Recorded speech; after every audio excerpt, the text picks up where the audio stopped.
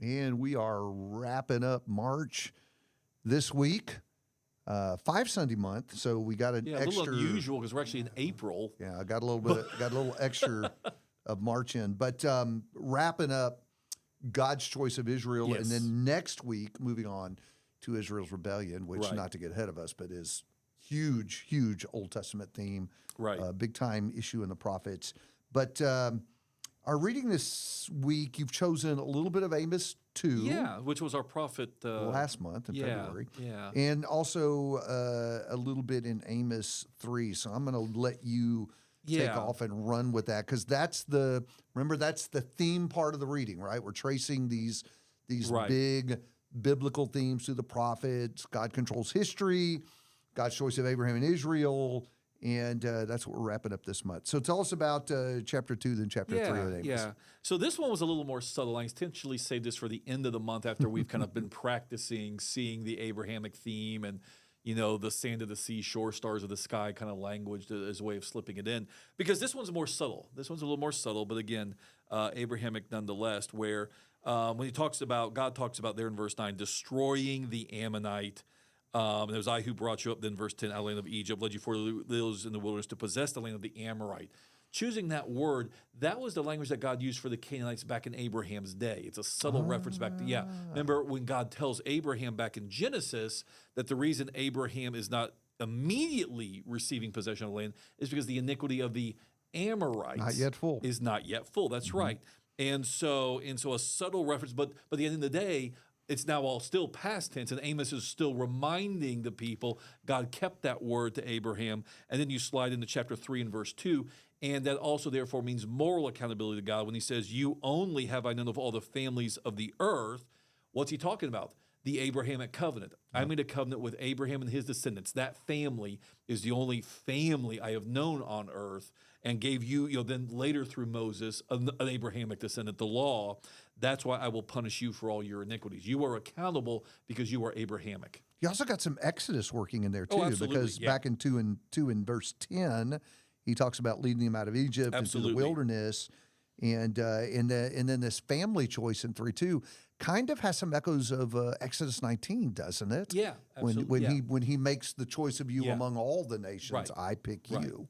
But all of that comes out of the fact that he made Abraham that promise in the first place. So ultimately, these are all references back to the big idea that because, and now here, ironically, again, that there's no Jewish Calvinism here. Abraham is elect. Abraham's descendants are elect. God has elected them.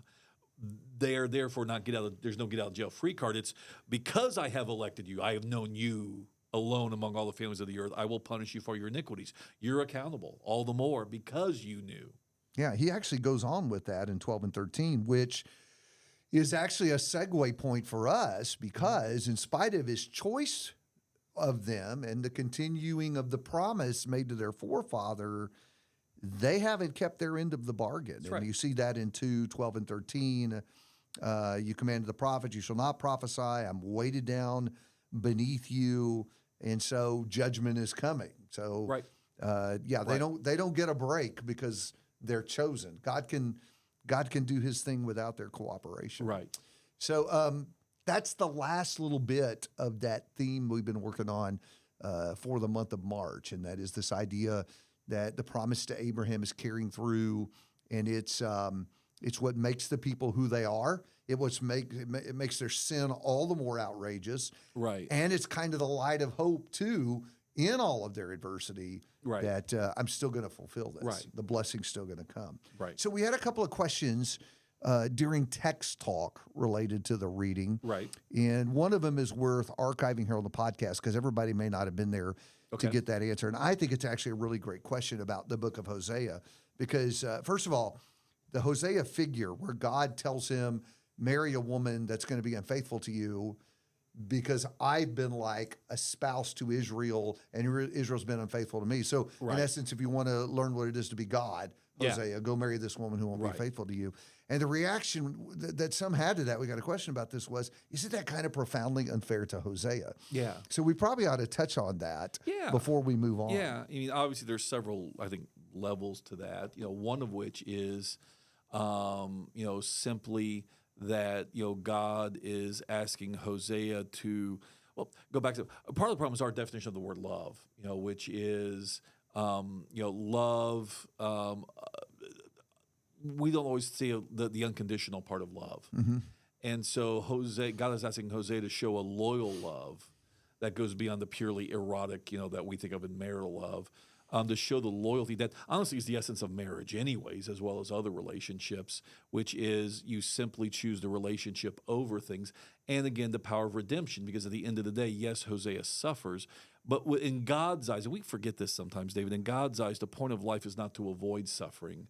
The point of life is to suffer well for righteousness' sake. Jesus talked about that himself when he was here on earth, and God does that himself both from heaven, as he suffers the rebellion of the human race. He does it in person in Jesus of Nazareth. And God, so that's the thing is we forget that our earthly lives are not merely for our own comfort, our own security, our own pleasure. We're called to serve God in whatever way is useful to God's larger purpose. And the truly righteous in the Bible have always been willing to allow God to work in their lives, even if it's painful. You'll be happy that I said this because it so plays to your tendencies. But it is an indicator of culture getting into us. Oh, absolutely. Because it's the Joel Osteen mentality. You're supposed to have your best life now. Yeah. And then if you're serving God and you're on God's side, God is just going to bless you, and everything's going to be good. Keep anything going off the rails in your life. Right. And it is a very narrow view of life, because in reality, life for us is not limited to the time that we're alive here on earth. It's this plus the eternity that is to come. Right. And in our understanding, what is to come is really the big show, and this is this little tiny prelude. And so the fact that people look at this and say, oh, I think God was so unfair, I think are being short-sighted and thinking more like culture, who thinks, oh, this is all this life. Life is all we have. Right. Instead of seeing this life is only this very, very tiny beginning of what is our real existence that is to come. And clearly Paul gets that in Philippians 1, because what he says in verse 20 is, my desire is to exalt Christ, whether by life or by death. Yeah. Paul says, I am content to live a long time and labor for the Lord, or to have my life cut short, if that's during my time how I can exalt Jesus. Right. There's someone who has the mindset right. It is not about here. In fact, he goes on to say, my desire is to depart and be with Christ. I am ready to get on to the next stage. Right. And so I think in that question is a little bit of that sense that everything needs to be perfect now. Right. And why would God ask a human being to not have it perfect now? Well, talk to Moses about that. Right. Because I'm sure he would have much rather left Israel behind and set up camp somewhere. Or even when God goes to Ananias and tells him he needs to go baptize Saul, who will become Paul, and I will show him many things he must suffer for my name's sake. So, by the way, Paul, congratulations on becoming a Christian. Here's what the rest of your life's going to look like. And just to bring this back to Hosea, then to bring this answer full circle, part of what we're also, there are two other things I think that we forget sometimes, or easily forgotten. Number one, yes, Hosea suffered through her infidelity, but we forget the part of the story where he redeems her. Right. And so we, so often in life, again, because of the culture gets into us, we focus so on the suffering, we don't always focus on the payoff of the suffering if we work towards God's ends. And so I think that's an important part of the story for Hosea as well. The other thing is, and I think this is why so many people struggle in marriage, so much divorce, certainly in the culture, sometimes even seeps into the church, is it's the princess complex. Yeah, you don't get married and you don't have children because of what's in it for you.